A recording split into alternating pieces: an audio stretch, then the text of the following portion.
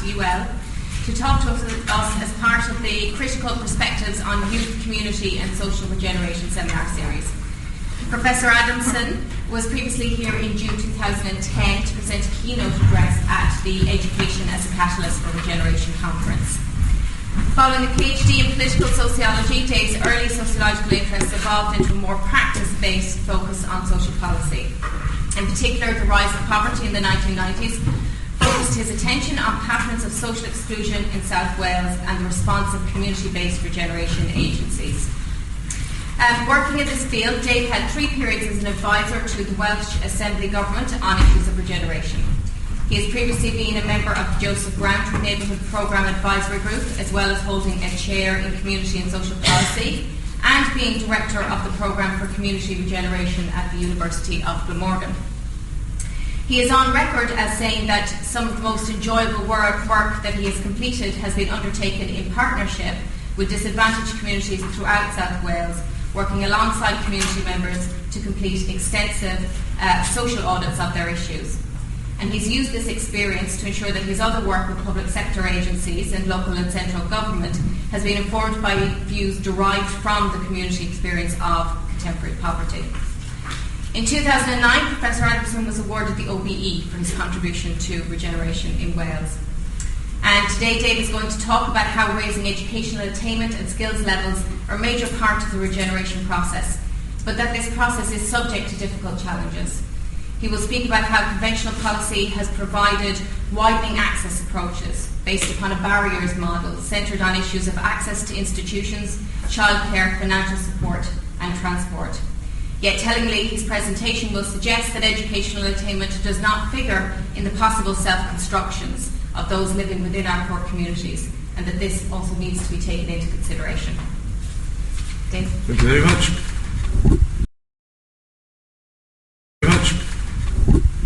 Well, it's great to be back in Limerick. Conference here 2 years ago was absolutely great conference. Really enjoyed it and learned so much. And I was really pleased to be invited back here today. So very much looking forward to our exchange and question time.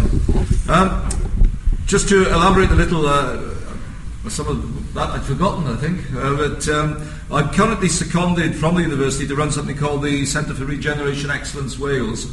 And the purpose of that as an institution is to try and raise the skills and capacity of regeneration professionals. And we define regeneration in the broadest sense possible. Often regeneration is considered to be just a physical environment and renewing the street scene and getting the buildings right. But we're very people focused and we believe that it has to be an absolute combination of getting place and people working in combination with each other. And that fundamentally brings me really to the topic I want to address today, is the role of education and learning in the regeneration mix. And I hope to argue and convince you that it's an absolutely essential element of the regeneration process, but one that's often forgotten. As in Ireland, Wales is currently suffering the front of the austerity wave. You've been riding that wave a little longer than us, and we're just beginning to feel some of the deprivations of a major austerity programme by the UK government. And I thought let's just start by setting the context a little. And in Wales, some of our statistics are fairly depressing, but it's what we have to live with. We have a 32% child poverty rate, which is about the highest in the UK. It began to come down around about 2005, 6, 7, and it's gone back up in 8, 9, 10. And in fact, we have probably lost half of the progress that we made in challenging child poverty between 1997 and 2007. Half of that progress has been lost. You can't find a single expert willing to put even a single pound on whether we will meet the government targets of eradication of child poverty by 2020. In fact, most of the recent estimates are that it will rise rather than diminish, yet alone be eradicated. Welsh Assembly Government has just relaunched its anti-poverty programme, very much focusing on child poverty, and within 9 months of relaunching it, are already looking again, and they're about to have a review of that to see how we might engender better outcomes for child poverty, and that review will be taking place over the next 3 or 4 months. Amongst our young people between 17 and 24 years of age, the job seeker allowance rate is currently running at 34.1%. And that includes everyone from graduates to 17-year-old school leavers with no qualifications. So we have a massive youth unemployment problem, basically, and very little attempt by government to deal with that. The Conservative government abolished the schemes that the Labour government was running that tried to help with this. The long-term problem of NEETs, not in education, employment or training, was rising under the Labour Party, but it in fact has accelerated dramatically since the election. General rates of unemployment: male about just over 10%, female around about the 7% mark currently in Wales.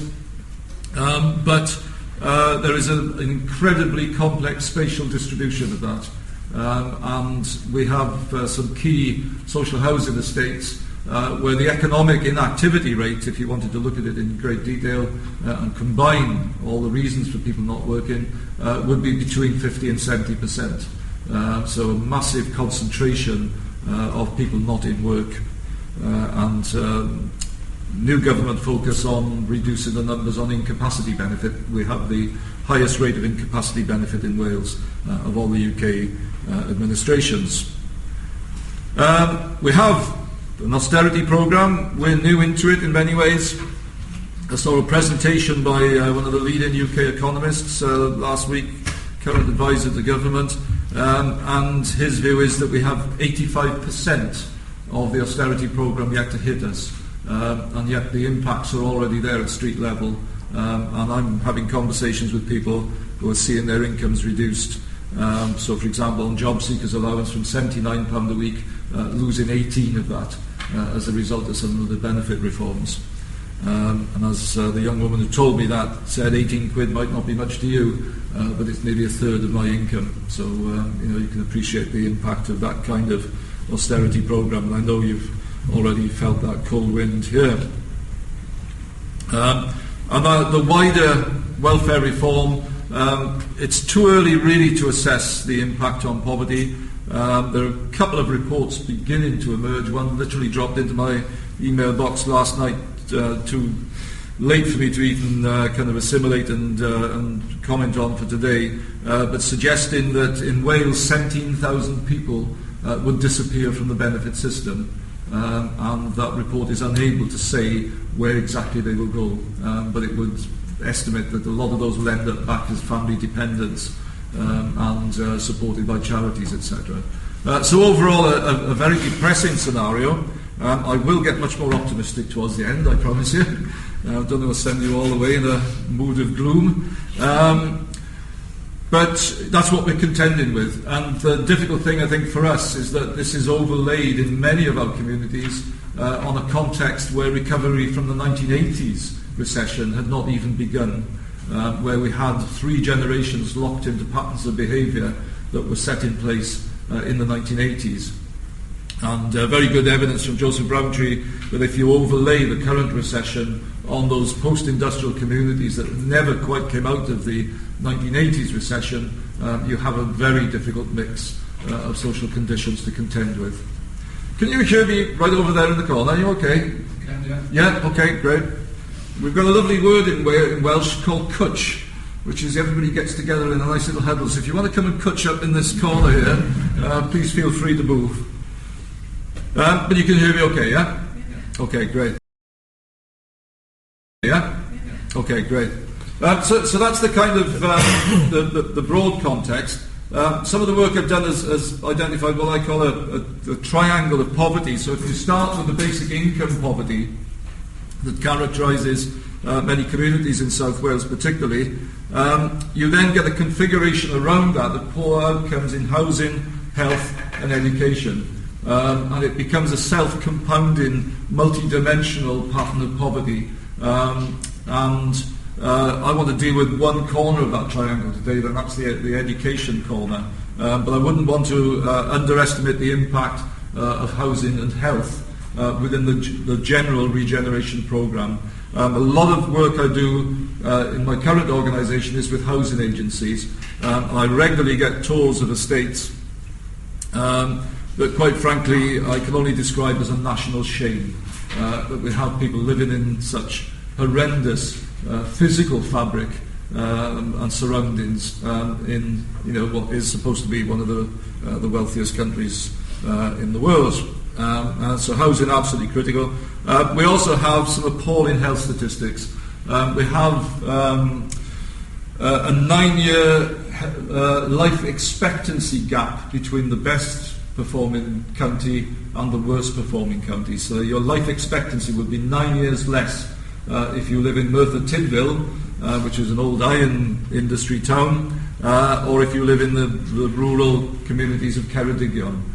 So a 9-year life expectancy gap. If you go into the well life expectancy, how long you will live before you experience life-limiting illnesses, that's up to a 17-year gap. So that's a critical dimension as well. So although I'm not going to speak about health and housing today, I do want everyone to realise that these are a fundamental part of the very complex mix of regeneration. And we do have a very holistic approach in Wales. Our strapline is promoting integrated and sustainable regeneration, and the idea of integrating our policies that they attempt to achieve impacts in all three elements of that mix is very important. Is very important. I want to talk about education today, and I think one of the key things for me is to understand it. We have to understand the pattern of social exclusion that emerges from this very complex, multi-dimensional pattern of poverty. I don't know how many of you are familiar with the term social exclusion. It came into prominence in the late 1980s, particularly within the European Union context, to describe those multiple disadvantages that people experience once they fall into long-term income poverty. And really what we see is a pattern of often long-term poverty, very difficult to break out, because once you're disconnected from the labour market, it's difficult to come back in. So you're effectively excluded from that labour market. You might be excluded then from areas of the housing market, certain tenures, private home ownership, for example, and so you drop back into social housing and housing of literally last resort. And the barriers and disadvantages become multiple. And what we find as well is that those spatial concentrations become critical. So if we have whole social housing communities that are characterised by up to 80% of the population experiencing that extreme disadvantage, then you get cultural responses. I want to distance what I'm about to say from the sort of Keith Joseph cultures of poverty arguments of the mid and late 1970s, but actually to identify that there are cultural impacts. If everyone in the community is living a significantly disadvantaged life with very low incomes, then you do get cultural responses to that. You do get cultures emerge.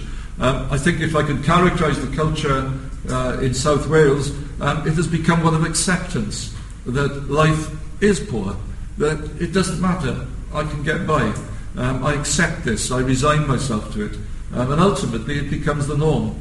So there's been a normalisation of poverty. It has become almost a cultural expectation, and the poor health outcomes and poor educational outcomes have also become normalised. People don't challenge that their children aren't doing well in school. They don't challenge that as they reach middle age they enter ill health, and I'll give you some examples of that a little later.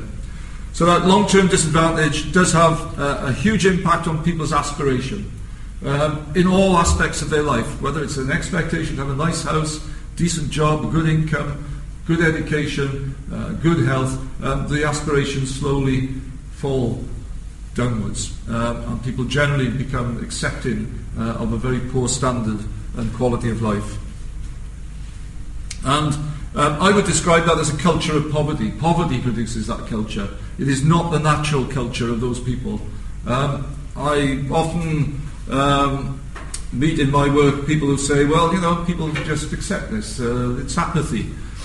It's their fault. It reloads the issues onto the population experiencing it.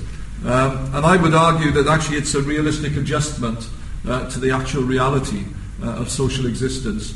And I call it the social experience of poverty. It's an adjustment to the social experience of poverty. People adjust to what is possible for them. And I'll say a little bit more of that in a moment. It becomes a family culture, and I'll give you one example. I was involved with a family who were the subject of a BBC documentary 15 years ago on what we were still calling the new poverty then. It's now the very old poverty. And it was a very typical family, drawn from a social housing community. And they agreed to do a revisit 10 years, 15 years on. And I was asked to be a consultant to the programme.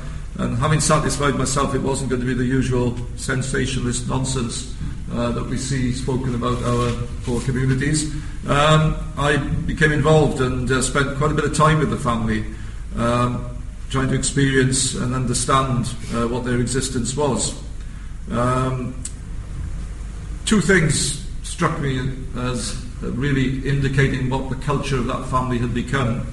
I stress from the outset, it is a warm, loving, functional family in which the children are cared for and absolutely cherished. This is not in any way your usual portrayal of the neighbours from hell or anything of that kind.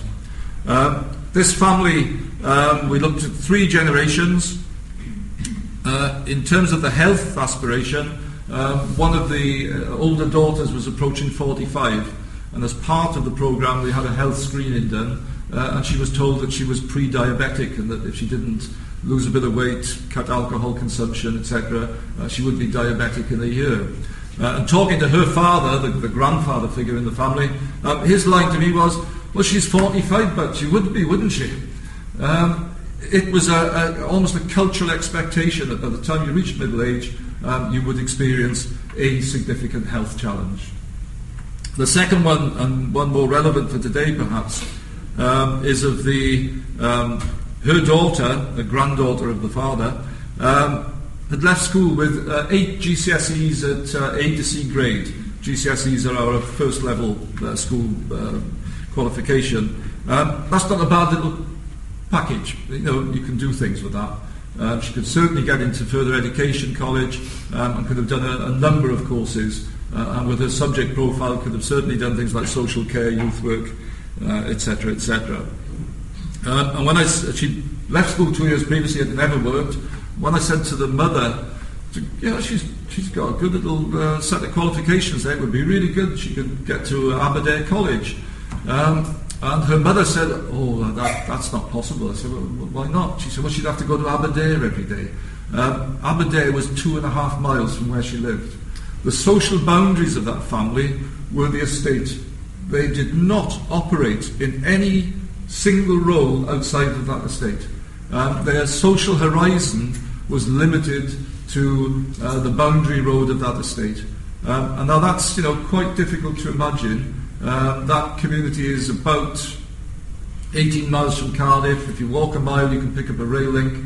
When I spoke to the rest of the family, the grandparents hadn't been to Cardiff for 35 years. The parent level hadn't been in 15 years, and several of the children had never been to Cardiff. And that's an equivalence of about a £4 train ride. So that cultural separation is in many ways absolute. So you can see how a family culture can become compressed in that tight social arrangement where you literally never leave the family or the community in any function whatsoever.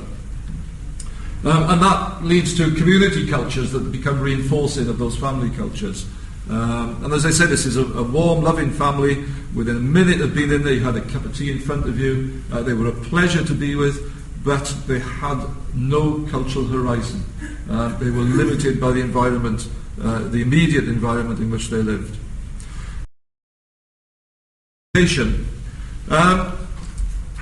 The way to break that kind of isolation and that social exclusion, I firmly believe, lies in the gift of education and learning, and getting people involved in a learning experience that challenges that culture and enables them to operate outside of it.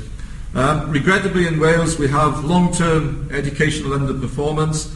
The latest PISA figures for last year, PISA is the international comparison of educational achievement, we have declined yet again, despite quite radical reform of our education system in Wales. There is now a lot of hope placed on the primary school age, where we have something called the foundation phase, which is a radical model of learning adopted from the Scandinavian model. And we are hoping that this is going to challenge this underperformance. But it remains very significant and failing to improve. The skills agenda is critical to the regeneration mix. If we have people leaving school without qualification and skills, it's a major barrier to labour market entry. You either fail completely to enter the labour market, or you enter it at the lowest levels in the precarious, part-time, low-paid jobs that operate at the lower levels of the labour market. And we have a critical problem that in many ways characterises the Welsh economy. We have a low-wage economy. Low wages are currently the primary cause of poverty in Wales, over and above benefit dependency. So even when people get into work, it doesn't resolve the issues, particularly of child poverty. If we can get people in at better qualification levels, however, there is a potential to improve their incomes and to move them up. The qualifications ladder is the best indicator of improving their economic performance. That enables us collectively to increase our GDP. GDP and GVA in Wales is currently below the UK standard and the European standard. We are less than 80% of both. We therefore qualify for European regional development funds. And we are in our second phase of that, and we have just learned that we qualify for a third phase. Paradoxically, that's seen as a cause for celebration because it brings European funding to us. It is actually a badge of failure. We haven't managed to achieve any improvement. In fact, it's gone down slightly during the second period of convergence funding. So that's a major contribution to that is the failed labour market entry and the high levels of economic inactivity. And finally, it has a very obvious impact onto the local economies, the circulation at local level. Many of our Welsh towns are in absolute crisis. Their shopping centres are closed. They're literally becoming ghost towns. We have the highest retail non-occupancy rates in the UK. I know you've experienced similar things in Ireland from my travels in Ireland, but this is now emerging as one of the major problems in Wales, and it's likely that our whole regeneration policy, which is currently under review, is going to shift to that as a key focus. And if you've got a more vibrant town centre, the theory is it becomes an economic node of development for the wider area.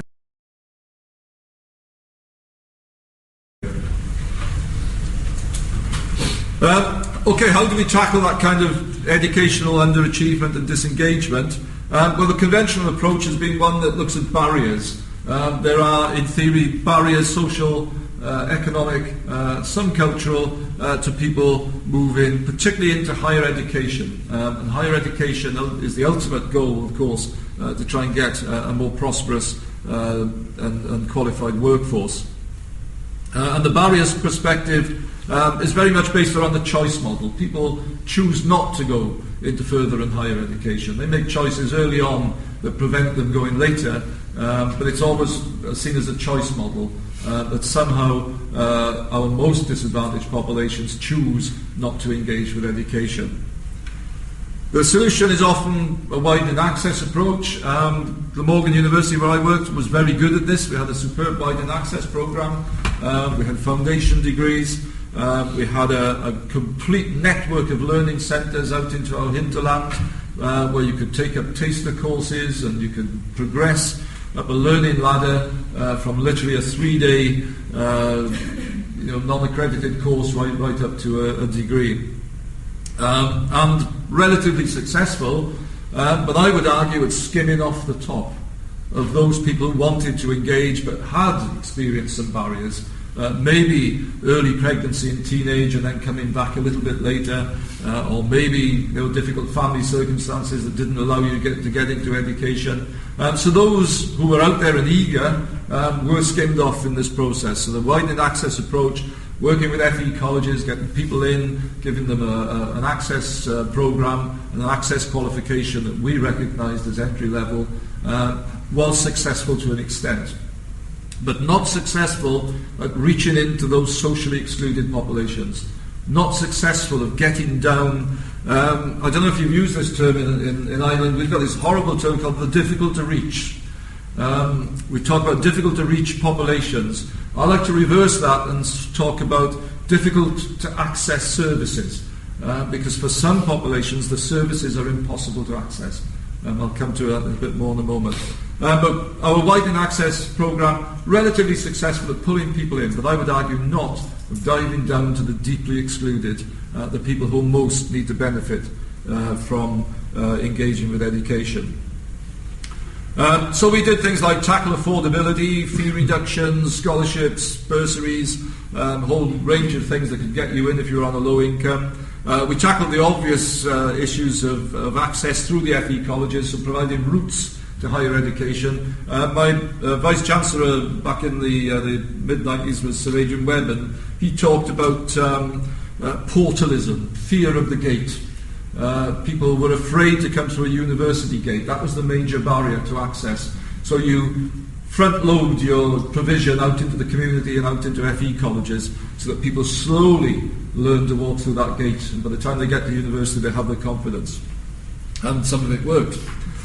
You provide childcare, you provide transport, and you tweak the pedagogy, the learning mechanisms a little so that they're more user-friendly, there's more support mechanisms in there, and that you deliver it in friendlier ways, not necessarily chained to the sort of 9 till 5 hours of a traditional university. You do weekend learning and evening learning. But I do want to argue that that's good at skimming off the top, but not diving down into the real poor populations. And I want to ask why that might be. And I want to ask why that might be. And I want to advocate, I think, what I would call a cultural approach to educational engagement. I would argue that largely it's cultural values that prevent engagement, and it's the cultural values I spoke about earlier. That perception of an FE college as 2 to 2.5 miles away, as in another social world, as somewhere you don't belong to, you wouldn't feel comfortable in, you don't feel able to engage with. That's a cultural value, it's a cultural understanding of your position vis-a-vis an important institution. You get that from your peers, from your family, from your community. It becomes self-reinforcing. It almost becomes a rejection model. If you can't access that, well, maybe your self-respect depends on you saying, don't want it, not interested, not to do with me. There's a reactive kind of culture kicks in that actually becomes anti-learning, actually becomes anti-intellectual. You almost celebrate your educational disengagement.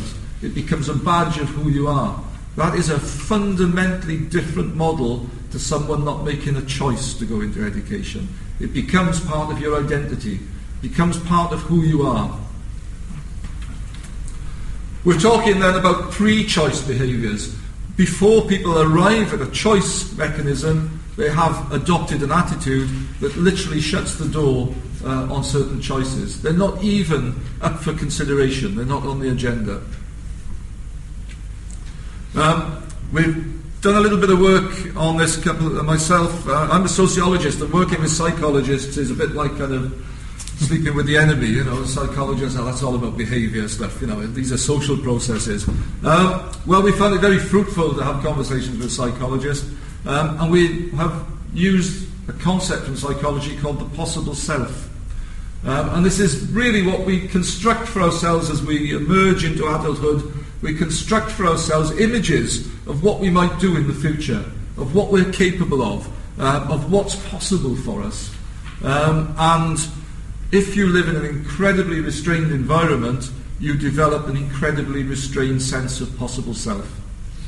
You develop a mental map of who you are and who you could be, which is limited by the immediate experiences around you. So if there are no role models, if there are no people moving out into higher education and into employment, that's the possible self-construction you arrive at. It becomes very difficult to project yourself into another situation. I used the term horizon before. There is a sense of physical horizon for many of these communities, but it becomes a cultural and mental horizon. Your horizon shifts back to a possible self that's determined by your very immediate family and community experience.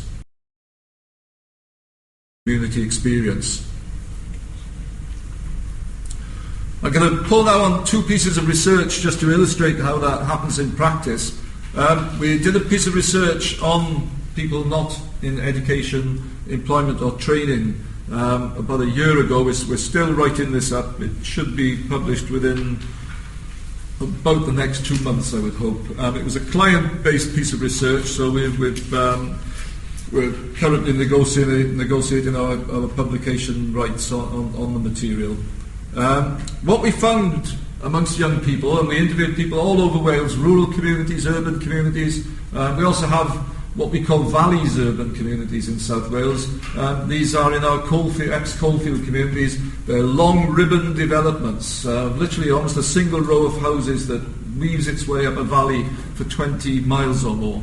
It's a very strange urban environment, very different from a city environment, but very different from an urban environment. And so we sampled from there, from rural communities and urban city communities. And basically it was a very ethnographic approach. We got young people to tell us about their experience of leaving school and the support services that were available to them. In simple terms, we found two cultures. We found, I suppose, what I would call a learning engaged population. They were there, they were in school, they were relatively performing well, and they knew where to go next. They knew if they mapped out their capabilities of whether that was FE or HE, so further education or higher education. They had parental support, they had teacher support. They were pretty more or less organised about what they were going to do.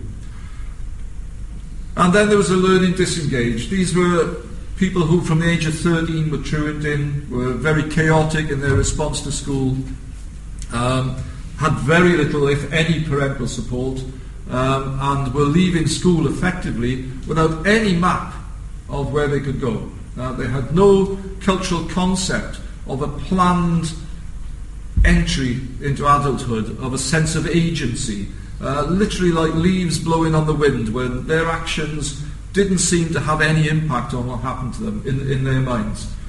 So literally no sense of planning, no idea of taking decisions, no idea of how to engage with the support services that were out there in terms of the careers guidance and training that was available. And basically what they were doing were continuing trajectories of failure. They had begun to fail usually in about the second year of secondary education. Often quite promising people in primary level, but the moment they entered the secondary level of education, something seemed to go wrong. And I've worked with a colleague, Professor David Egan, looking at some aspects of this, and he's now reformulating the education delivery in the Heads of the Valleys region, which is the most poor, to try and tackle some of that sort of sense of trajectory of failure. And basically all of it stems from this lack of cultural connectedness to learning.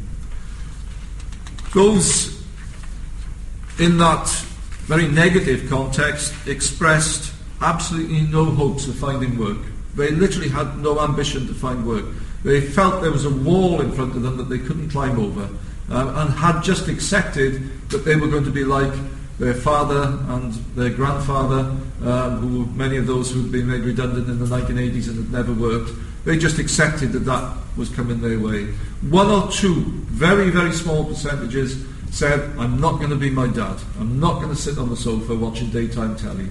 But very few of them were coming up with those kind of positive statements. So it was a very kind of just a cultural acceptance of what the family was currently experiencing.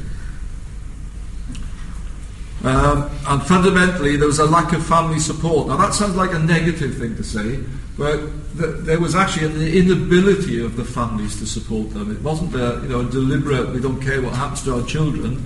The families themselves didn't have a map of the services available. Quite critically, they often didn't have the resource. And one interview I did that really stands out in my mind, that was of a young man who'd got himself a job interview.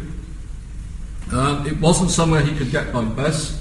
On the morning of the interview, his mother didn't have money to put petrol in the car, and she didn't have any credit on her phone for him to ring and say he couldn't make the interview. Now, that sounds like disorganisation, chaos, poor family kind of models, but it's actually the reality of living in poverty. You don't plan day to day. You live day to day. Your budgets are fixed on a daily basis. It's almost impossible to think of a week of planning your income and expenditure.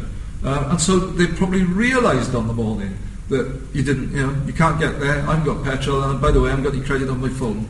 That's the sort of cultural barrier that is almost impossible to recognise within things like the career service.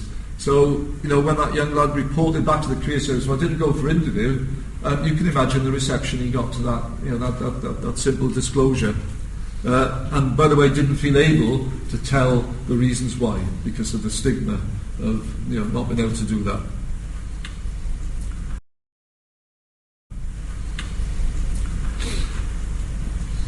Another piece of research, entirely separate, but I think tells us equally some very similar things. We have something called the University of the Heads of the Valleys Initiative being established, and it's a joint project between the University of Glamorgan and the University of Newport, and it deals with this Heads of the Valleys region, which is an arc across the top of the South Wales valleys, where the poverty is at its very worst. And the idea was we would get provision up into that region and make sure that there weren't physical distance barriers or transport barriers, etc., to people entering HE. And lots of the traditional access stuff being done in association. But in its first 2 years, it's barely dipped into that difficult population. Still hasn't managed to do that, despite having very open policies in terms of recruitment, etc. So they asked myself and a colleague, would we look at, was there any community learning that was out there that could be a simple route into this provision? We have quite a lot of community provision going on in very informal ways in the community. It might be community organisations putting on adult classes. We have things like housing associations training tenants to be energy wardens and street ambassadors, and doing things like NVQ level qualifications. Very basic, but nevertheless, first step on the ladder. And what they asked us to do was to work with some of those community-based informal learning providers to try and track, were there people coming out of that process who could come into higher education directly. And we did a series of focus groups with learners, lots of interviews with providers, and had a fairly pessimistic conclusion. Were there community learning routes to HE? Probably not. That there were so many barriers in the way of people accessing this level of learning, barriers to them getting to HE. And again, they were largely cultural barriers. There was a huge demand for learning. People were signing up for community provision in good numbers and were sticking with the learning. There was a bit of a revolving door syndrome, and they kept coming back around at the same level. they didn't notch up a level, they were coming back for the same sorts of courses all the time, and that was a confidence issue. They couldn't get them to make that step up into the next kind of qualification level. Fundamentally, there was a massive basic skills deficit. People were having to tackle numeracy and literacy as the starting point of this learning process. And again, that's a major barrier to labour market entry. The support requirements were enormous. These were tutors who were working in ways which would be a complete alien concept to most lecturers in FE and HE. They were practically counsellors and social workers alongside being teachers. They were helping with family issues, with debt issues, and support way beyond the academic kind of support that you might expect them to be providing. The conclusion was that even people who'd been some time in this process were not HE ready. They were a long way from being HE ready. We also felt that there were major pedagogical issues. If they did get to university, the whole learning mechanism would be wrong for them. The community provision was very much based around collective learning, was very much based around kind of group discovery, people working on issues collectively rather than individually. And we felt that would be a huge cultural wall they would hit when they got to university, when it becomes much more based around your performance, your assessment, your learning, rather than this much more collective process. And we recommended some pedagogical changes that would be required.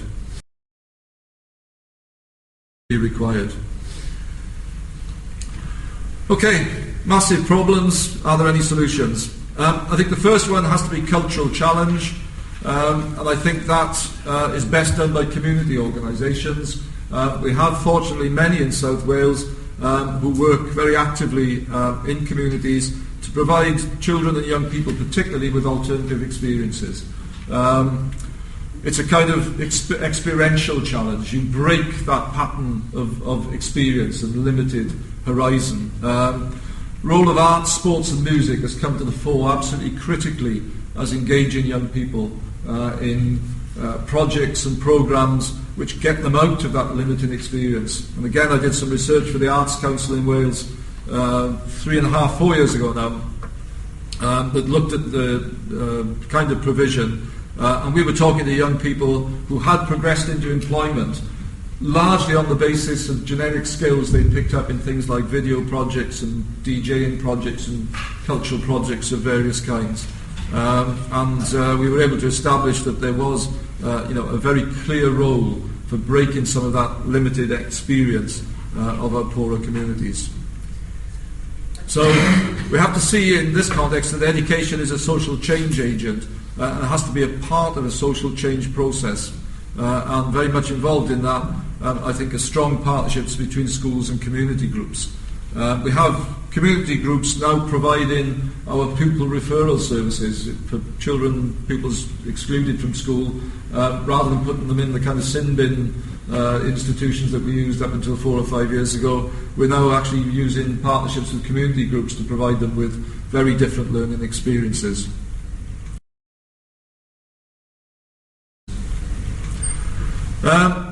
New modes of delivery emerging. I've mentioned the foundation phase, which is very much learning through play at primary level up to the age of 7. We're beginning to see more use of vocational learning at secondary level, and that role of community organisations as well to provide a learning outside the school wall is emerging quite strongly. Slightly different pedagogies emerging. Learning by experience seems to be becoming more popular, particularly the early stages of secondary level. But there is massive teacher resistance to some of this, largely because, of course, the performance indicators aren't changing. So although the schools might be very clear that they can't carry on as they are, their performance indicators actually insist that they do. So there's a major kind of policy change that has to go ahead there. Unfortunately, our current education minister, who I've got a huge respect for in most instances, has a model that says that deprived communities shouldn't have bad schools, which we would all agree with, but he doesn't accept that the social class and culture of the poor community can actually make a school poorly performing. He regards it as poor educational management by the teaching team. So what we have currently are kind of massive programs to raise the GCSE scores of our failing schools, which is a complete irrelevance to the kinds of pupils I've been talking about today. So they just get parked, they get babysat, because you can't do anything with those, but we can work at the margins and get our GCSE scores up. And in that process, some schools with the best community projects are withdrawing from them because they're not going to have an impact on their GCSE scores. We need more cultural sensitivity in schools. There's very good research done within the ESRC Teaching and Learning Research Programme, which was a 10-year programme to look at education in the UK. And one I liked very much was called the Homeschool Knowledge Exchange Project. It worked largely with people from ethnic minorities, but to make sure that the school engaged with their culture, that the school allowed them to bring artefacts and things into school that would belong into their culture. I think there's an equivalence to working with black and ethnic minority communities to actually working with working class communities. There's an equivalence of bringing the working class culture into school to recognise the kind of cultural activities that would be in those homes. It's almost an equivalent need to recognising the cultural differences with black and ethnic minorities. Parental engagement, a lot going on there in terms of we're designating all our schools in Wales now community schools, which means that they have to have a relationship with the community. Employer engagement, absolutely critical to get people into job-based learning, work-based learning, and again, some very good work being done there.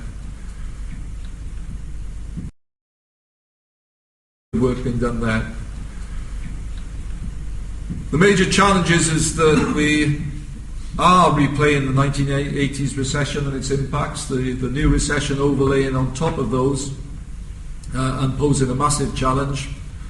Bring the current recession on top of some of those long-term structural problems, and the employment market really goes into meltdown when you add those two things together. So in some areas where the 1980s recession was never recovered, and now new patterns of unemployment emerging on top of that, it becomes a huge challenge. So that collapse in our labour market accelerating quite rapidly at the moment, and the public sector cuts are having a particular impact in Wales. Wales has an economy that is the most highly dependent economy in the UK on public sector services. It's over 50% of employment comes from the public sector. So with massive retraction of the public sector, the impact on our employment and wider economy is considerable. And that general austerity impact on budgets, we're beginning to see local authorities clawing back from the third sector as their funding is diminishing rapidly. So a lot of the kind of community projects I mentioned are experiencing severe funding difficulties, and several have already collapsed and disappeared. I was at a lecture by Professor Stephen Fothergill from Sheffield Hallam recently, and he talked about a tsunami of welfare reforms coming our way. Absolute overwhelming levels of poverty that will arise from them. The most significant being reforms to housing benefit. And we have a prospect of a massive churn in population as people have to seek ever cheaper accommodation because their housing benefit entitlement gets ratcheted down the longer they're unemployed. And that's going to have a massive impact on schools and learning. And this is probably the major policy concern because it's outside of the gift of our Welsh Government to do much about that. This is UK government policy. And Stephen Fothergill predicts a rising tide of poverty as a consequence of that. I did say I was going to end on an optimistic note, and I'm not sure I have, but I think there is a huge mood in Wales to try and do something. There's a bit of a kind of a finger in the dike sort of, fear that we are literally just trying to plug a hole in something that's about to explode in front of us. But I do hope that the Welsh Government has a very distinctive, different policy base from the UK Government, and wherever we can, we're trying to make that difference in the way we deliver public services. So there is optimism in Wales, but there is realism as well about the challenges we face. Okay, thank you.